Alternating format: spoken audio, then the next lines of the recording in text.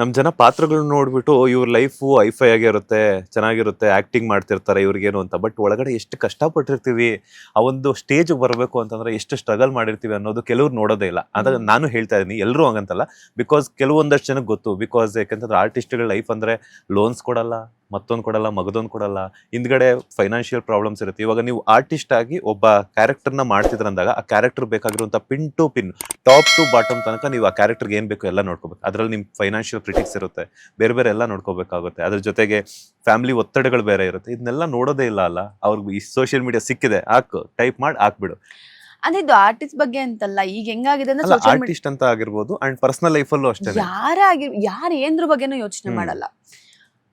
ಅದೇ ನನ್ಗೊಂದ್ ಅರ್ಥ ಆಗಲ್ಲ. ಇವಾಗ ನಾವ್ ಒಂದ್ ಯೋಚನೆ ಮಾಡ್ತೀವಿ, ನನ್ನ ಲೈಫ್ ಪ್ರಕಾರ ಏನೋ ಒಂದ್ ನನ್ ತಪ್ಪಂತ ಅನ್ಕೊಂಡ್ರು, ಈಗ ನಾವ್ ಹೆಂಗ್ ಬದುಕ್ಬೇಕು ಅಂದ್ರೆ ನನ್ ಲೈಫ್ ಪ್ರಕಾರ ಅದ್ ತಪ್ಪು, ನಾನ್ ಅದನ್ ಮಾಡಿದ್ರೆ ತಪ್ಪು. ಬಟ್ ಅದು ಅವ್ರ ಲೈಫ್, ಅವ್ರ ಚಾಯ್ಸ್, ಅವ್ರು ಏನ್ ಗಾನ್ ಥ್ರೂ ಆಗಿದ್ದಾರೆ ಅನ್ನೋದು ನನಗ್ ಗೊತ್ತಿಲ್ಲ.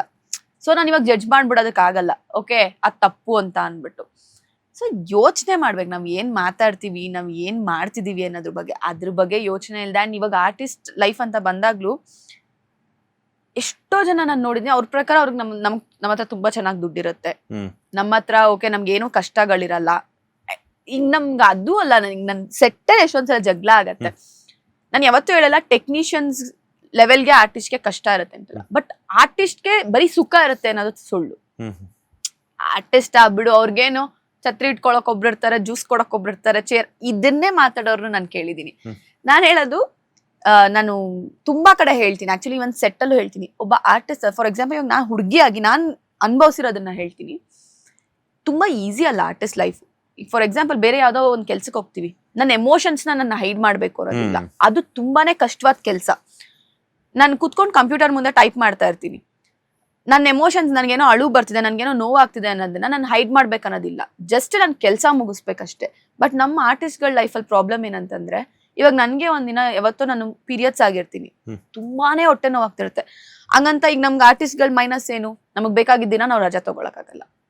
ನನಗೆ ಏನೇ ಹುಷಾರ್ ತಪ್ಪು ನಾನು ಸಾಯ್ತಿದ್ರು ನಾನು ಬೆಳಗ್ಗೆ ಶೂಟಿಂಗ್ ಹೋಗ್ಲೇಬೇಕು, ಬಿಕಾಸ್ ಎಲ್ಲಾರು ಅಲ್ಲಿ ಬಂದಿರ್ತಾರೆ. ನಾವು ರಜಾ ತಗೊಂಡ್ವಿ ಅಂದ್ರೆ ಆವತ್ತಿನ ದಿನ ಒಂದಿಷ್ಟು ಲಕ್ಷ ಪ್ರೊಡ್ಯೂಸರ್ಗೆ ಹೋಯ್ತು ಅನ್ನೋ ಕಾರಣಕ್ಕೆ ನಾವು ಹೋಗ್ಲೇಬೇಕು. ಅಂಡ್ ನನ್ನ ಕೆಲ್ಸನ ಬೇರೆಯವ್ರು ಮಾಡಕ್ಕಾಗಲ್ಲ. ಸೊ ಇವಾಗ ನನಗೆ ಅಲ್ಲಿ ಹೊಟ್ಟೆ ನೋವ್ತಿದೆ, ನನಗೆ ಎಕ್ಸ್ಪೀರಿಯನ್ಸ್ ಆಗಿದೆ, ಅದು ನನ್ನ ಕಣ್ಣಲ್ಲಿ ನೀರ್ ಬರ್ತಾ ಇರುತ್ತೆ. ಅಂತ ಟೈಮಲ್ಲಿ ನಾವು ಆಕ್ಷನ್ ಅಂದಾಗ ಫುಲ್ ನಗ್ನಗ್ತಾ ಇಡೀ ಮನೆ ಓಡಾಡ್ಕೊಂಡು ಆಕ್ಟ್ ಮಾಡೋಂತ ಸೀನ್ ಕೊಡ್ತಾರೆ, ಅಂದ್ರೆ ಇರುತ್ತೆ ಅಲ್ಲಿ. ನಾನ್ ಮಾಡಲ್ಲ ಅಂತ ಹೇಳಕ್ಕಾಗಲ್ಲ. ಅಂಡ್ ನನ್ನ ಎಮೋಷನ್ಸ್ ನಾನು ಹೈಡ್ ಮಾಡ್ಲೇಬೇಕು. ತುಂಬಾನೇ ಕಷ್ಟಗಳಿರುತ್ತೆ ಆರ್ಟಿಸ್ಟ್ಗಳಿಗೂ. ಅಂದ್ರೆ ಇದೊಂದು ನನ್ ಚಿಕ್ಕ ವಿಷಯ ಹೇಳ್ದೆ ಅಷ್ಟೇ. ಹೇಳಿದ ತಕ್ಷಣ ಓಕೆ ಏನ್ ಆಕ್ಷನ್ ಅಂದ್ರೆ ಮಾಡ್ಬಿಡ್ತಾರೆ. ಬೆಳಗ್ಗೆ ನಿಂತ್ಕೊಂಡ್ರೆ ಸಂಜೆ ತನಕ ನಿಂತ್ಕೊಂಡಿರ್ತೀವಿ ನಾವು. ಕೆಲವೊಂದ್ ಟೈಮು ಕಂಟಿನ್ಯೂಸ್ ಸೀನ್ಸ್ ಇದ್ದಾಗ ಎಷ್ಟೊಂದ್ ದಿನ ಸಂಜೆ ಬಂದಾಗ ಕಾಲುದಿರುತ್ತೆ. ಅಂದ್ರೆ ಇದಕ್ಕಿಂತ ಕಷ್ಟವಾದ ಕೆಲಸ ಮಾಡೋರು ತುಂಬಾ ಜನ ಇದಾರೆ. ಇವನ್ ನಮ್ ಟೆಕ್ನಿಷಿಯನ್ಸು ನಮ್ಗಿಂತ ಚೆನ್ನಾಗ್ ಕಷ್ಟ ಇರುತ್ತೆ ಅವ್ರಿಗೆ. ಅದನ್ನ ಹೇಳ್ತಿದ್ದು ಆರ್ಟಿಸ್ಟ್ ಲೈಫ್ ಈಸಿ ಅಂತ ಹೇಳ್ಬೇಡಿ ಯಾರು. ಏನು ನೀವು ಹೋದ್ರೆ ಕೆಲಸ ಮಾಡ್ತೀರಾ, ದುಡ್ಡು ಬಂದ್ಬಿಡತ್ತೆ, ಹಂಗ್ ಮಾತಾಡ್ಬೇಡಿ. ನಮ್ಗೂ ಅವಾಗ ಹೆಂಗ ಅನ್ಸುತ್ತೆ ಅಂದ್ರೆ, ಗುರು ನಾವು ಕಷ್ಟ ಪಡ್ತೀವಿ. ಹೌದು ಅಲ್ಲ, ಅವ್ರವ್ರದ ಫೀಲ್ಡ್ ಅಲ್ಲಿ ಅವ್ರವ್ರ ಕಷ್ಟಪಟ್ಟಾಗ ಮಾತ್ರ ಗೊತ್ತಿರುತ್ತೆ. ಬಿಕಾಸ್ ಯಾಕಂತಂದ್ರೆ ನಾವು ಜಡ್ಜ್ ಮಾಡೋದು ಈಸಿ, ಬಟ್ ಅದನ್ನ ಅನುಭವಿಸಿ ಹೇಳುವಂತದ್ದು ಬೇರೆ ಇರುತ್ತಲ್ಲ. ಹೌದು. ಸೊ ಹಾಗಾಗಿ ತುಂಬಾ ವಿಚಾರಗಳನ್ನ ತಿಳಿಸ್ಕೊಟ್ರೆ ನಿಜವಾಗ್ಲೂ ತುಂಬಾ ಖುಷಿ ಆಯ್ತು. ಬಿಕಾಸ್ ಯಾಕಂತಂದ್ರೆ ಒಂದಷ್ಟು ಟಾಪಿಕ್ಸ್ ಅಥವಾ ಒಂದಷ್ಟು ಪಾಯಿಂಟ್ಸ್ ನೀವು ಹೈಲೈಟ್ ಮಾಡಿ ಹೇಳಿದ್ರಲ್ಲ, ತುಂಬಾ ಮನಸ್ಸಿಗೆ ಮುಟ್ಟುತ್ತದೆ ಆಕ್ಚುಲಿ. ತುಂಬಾ ಬಿಕಾಸ್ ಅದು ಎಕ್ಸ್ಪೀರಿಯನ್ಸ್ ಆದ್ರೇನೆ ಅನ್ಸುತ್ತೆ ಬೇಬಿ, ತುಂಬಾ ಚೆನ್ನಾಗಿ ಬರುವಂತದ್ದು. ಲೇಟೆಸ್ಟ್ ಹಾಗೂ ಇಂಟ್ರೆಸ್ಟಿಂಗ್ ಸುದ್ದಿಗಳಿಗಾಗಿ ಬಾಸ್ ಟಿವಿ ಕನ್ನಡ ಚಾನೆಲ್ನ ಸಬ್ಸ್ಕ್ರೈಬ್ ಮಾಡಿ, ಹಾಗೆಯೇ ಬೆಲ್ ಐಕಾನ್ ಪ್ರೆಸ್ ಮಾಡಿ. ಇದರ ಜೊತೆಗೆ ಫೇಸ್ಬುಕ್, ಇನ್ಸ್ಟಾಗ್ರಾಮ್, ಎಕ್ಸ್ ನಲ್ಲೂ ಮಿಸ್ ಮಾಡದೆ ಫಾಲೋ ಮಾಡಿ.